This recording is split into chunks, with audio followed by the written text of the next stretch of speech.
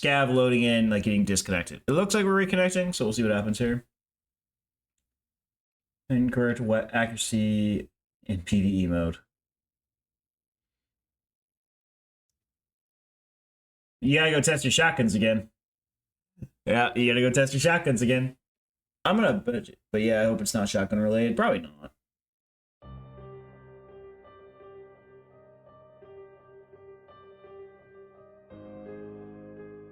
This video is meant to be an update to any changes that happened to the game since my videos covered specific topics. Shotguns will be first, even though I just released those videos very recently. 5 days after my slug video came out, they fixed the ignore MOA problem that all shotguns had. So just when I thought I was done, they pulled me back in. Like I said though, this will cover all of my previous videos in regards to the things that I directly mentioned in them. Trying to make this a shorter video, so let's get started. With the patch listed on the screen, shotguns actually got a fix to the whole MOA is not a factor with shotguns rule that I hammered down so much in all of the videos that I made, creating a very significant flaw in them now. I feel like it was very important to cover what changed as soon as possible, so once I saw this note in the tweet that BSG put out regarding the patch notes, I got to retesting shotguns as soon as I could. I do have to add that this wasn't a PvE only problem. This was something that I noticed in both PvP and PvE, so I'm not sure why they worded it like this. One of the weirdest things I shared in part 1 of the shotgun series was that the spread of pellets was determined solely by the shotgun that was used, along with any barrel changes or the addition of a choke. MOA had absolutely no part to play at all, even when you used very low durability shotguns. The patch that arrived soon after fixed this MOA issue, but not all the way. You see, MOA kinda operates correctly now when it comes to the spread shot. Using a low durability shotgun will expand the spread that each of them initially have. Where it doesn't quite work so well is when giving you an idea of how large the spread actually is. It appears that the shotgun you pick still has a major effect on the spread you should expect, with MOA taking a little bit of a back seat. Weapons like the Saiga 12, which was incredibly accurate before, lost about 4 meters in the same spread test I performed to get an idea about the accuracy of shotguns themselves. This would lead you to believe that the MOA change did actually work intended, but for some reason, the Saiga 12, which has an MOA of 20.62, performs better than the base Benelli M3, which has an MOA of 18.22 by a few meters in that same spread test. The different types of ammo that you have also have a slight effect based on the accuracy buff and debuff that they have. But to be quite honest with you, this is really not noticeable when you're putting the best up against the worst. It's kind of the same regardless. The biggest changes that I actually have the ability to prove is that a lower durability does actually cause the pellets of spread shot to have a wider radius, and that the MOA fix did actually have a noticeable effect on pretty much all of the shotguns in the game. To make a long breakdown short, shotgun accuracy was noticeably nerfed. I'll throw a link to the exact before and after list that I am showing you here in the description. Just know that everything is less accurate. Not even 5 days after the slug video came out was when this whole fiasco started. With the fix to MOA not affecting shotguns before, it is with a heavy heart that I share that slug rounds are no longer sniper level of accurate. There is actually a point to using more accurately built shotguns past the bullet velocity differences. Slug rounds now share the same system of randomness or spread that buckshot rounds have, but to a much lesser degree. You see, one of the stats that I ignored in the slug video was the accuracy buffs that each slug provided. With MOA not being a factor at the time, you really didn't have to pay attention to this stat since every slug was going to be perfectly precise.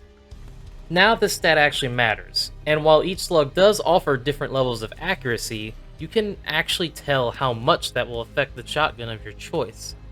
Unlike with buckshot rounds, it appears as though slugs only go off of the MOA stat that is listed on your shotgun, meaning the longer barreled version of the double barrel is actually one of the best shotguns to use slugs in.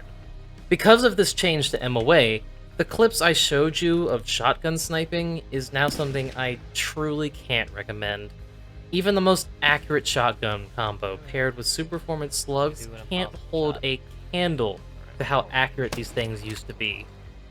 One thing that did not change with this patch is the zeroing issue. These rounds will still generally go above the point of aim past 40 meters, but the spread that these things have simply make them much harder to predict.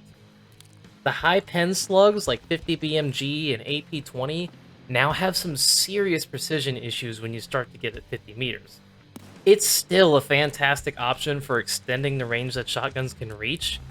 You just can't treat it like a sniper now.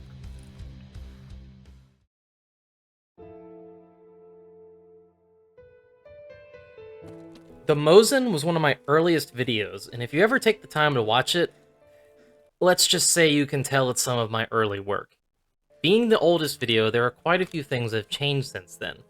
The early game for the Mosin has changed the most, with no ammo being purchasable until you unlock Jaeger, which can take quite a few raids and quests before it's even possible to get introduction. New rounds for the early game were added as well, with HPBT being the first that you can buy once you unlock Jaeger. LPS isn't even available to be purchased from traders anymore, so that really tells you how much has changed.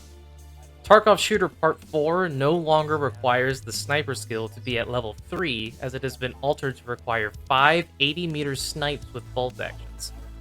Tarkov Shooter Part 8 was changed from 3 PMC kills on woods without dying in a single raid, to 3 kills without dying in general, across however many raids that it takes. The SKS had a pretty major overhaul since my video came out for it. First off, the SKS and OP-SKS actually share the exact same stats, with the dovetail mount being the only difference between them now.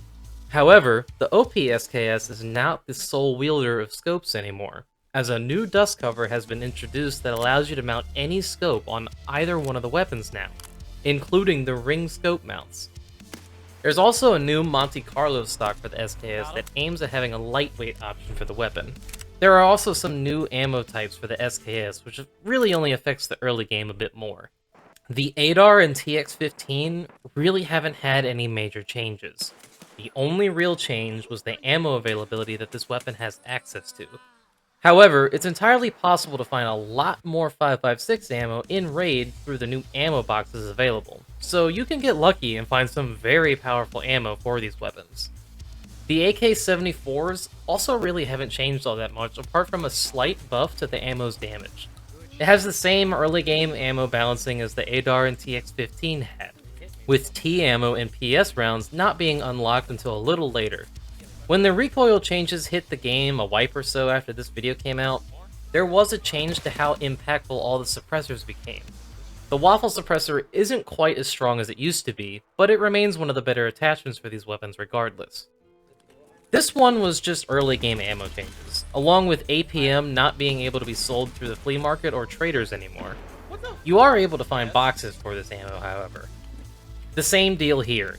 Early game ammo changes came into effect with this weapon, but in the late game you are actually able to buy all the different ammo types now. The recoil on this weapon is no longer as ridiculous as it used to be, but CBJ ammo is now a little bit harder to get your hands on, along with a slight cost increase. These weapons had the same ammo changes as the SKS, but the recoil does continue to be a problem for most people even after the recoil changes.